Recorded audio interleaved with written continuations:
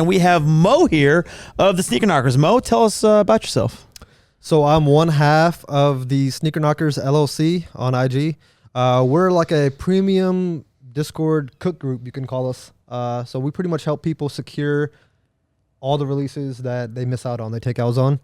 And so, yeah, I'm one half. I go by Mo. So if you've ever seen a Harrison Neville video, which is pretty much all of you, then you probably have seen some of the Sneaker Knockerz stuff that he's done. He's done a bunch of boxes with him, and he gets all the super flash shit. The stuff basically that's coming out. It's a great relationship because they're able to access a lot of early pairs, and a lot of people want to see content on those early pairs. And a lot of people do it differently. They get access, they buy them early, and they do a review. But the way that my viewers and my content goes, opening a bunch of them makes more sense because I'm not like the technical review guy. Like, I'm the guy that shows you the shoes that I'm interested in, what's hot right now, what's coming out. And it's actually, we typically do something like once a month, and it's like shoes that are coming out the next month, tell you what I think about it. Everybody can see what it looks like on camera. Not always on feet, but they can just see what it looks like on camera if they'd be interested in it, the quality of the materials and all that. I give a brief rundown, but I don't give a 10-minute rundown on each shoe. And yeah, so we built a good relationship. We've been working together for, I don't know, how many months now? When we started working together, they had 2,000 followers. And what are you at right now? We just broke 111. Holy cow! So good God, 6 months or so. 6 months. I would say 6 months. Right when I bought my house, it was the first video we did. Wow, my new house. So that's working well. Yeah, it's amazing. I attribute all that to our relationship, really, because I mean, like you said, it's a great relationship where we can kind of ping each off one another. Like, we can kind of show off, like, you know, how we can access the majority of all the releases, and then, you know, he just makes it. So you do early access stuff mostly. Yeah. As a, you know, in general, how is it that you get early access and why Harry doesn't, for example? So, you know, with me being 37, I've been doing this for 20 plus years, probably 21 years to be exact. So you're an old man. So I'm an old man. I'm 37 in 2 months. So okay. I'm just fucking with you. There you go. There you go. Look so much younger than you. you look like 10 years older than me. Oh, is it because I have like my hat like this? I don't know. He just looks younger.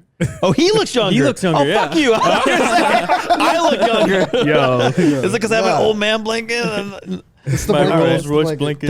Thanks, guys. No, but it's just I've been able to leverage all the connections. And so you were like a sneaker game for a long time. In a long time. You're an OG sneakerhead. Yeah, exactly. Okay. And so I've maintained all these relationships over the years, and I haven't never, you know, I thought about this. It's a great question because I never leveraged them towards anything. I never asked for anything up until, you know, the shutdown happened. So it was just good relationships. It wasn't like you're doing this because you'll use it later, right? It was just a relationship that you had with folks. You were buying stuff, you're selling stuff, whatever, without any real desire to do anything else. And for crazy enough, it was just something that I wanted to secure my pair, and then like the homies, you know. So like I would get y'all's pairs, and it'd be like just a circle of us. And you're like, Mo, I know you can get access to that. And I'm like, yeah, sure, I got you. And why did you have access? Because you bought from those guys a long time ago when they were nobody, and then now they got 100,000 people, and you're like, you're top of the list. Is that basically? So they moved up in their respective positions in their companies. I see. Okay. Makes sense. Over time. Over time, that just kind of happened. Like, you all have like natural progression. And so they moved up, and as they moved up the chain, they're like, yo, we'll take care. Yeah, of course, because you've been around for a long time. Absolutely. All right. So what made you want to then do Sneaker Knockerz?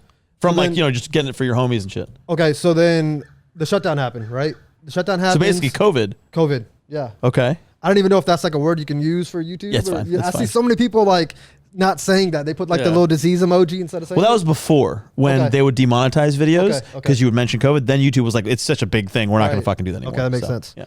So COVID happened. When COVID happened, demand spiked. Like, so now it's not just my regular clientele. Now it's friends of friends, it's cousins, it's like everyone's a best friend now, and they all want everything because the stores are shut down. Remember? Yeah. Like the actual retail stores. Right. So the demand spiked, and it spiked to a level where I couldn't handle it. I could handle as far as I could handle fulfilling the orders when it comes to like order fulfillment.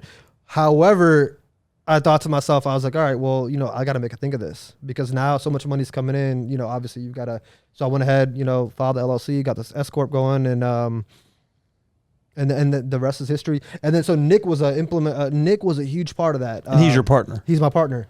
Nick actually was handling the back end, making sure all, because that's what he does best. He has a degree in finance, so he's handling all that while I'm used to doing what I'm doing on the front line, and then Nick's just making sure everything's tidy.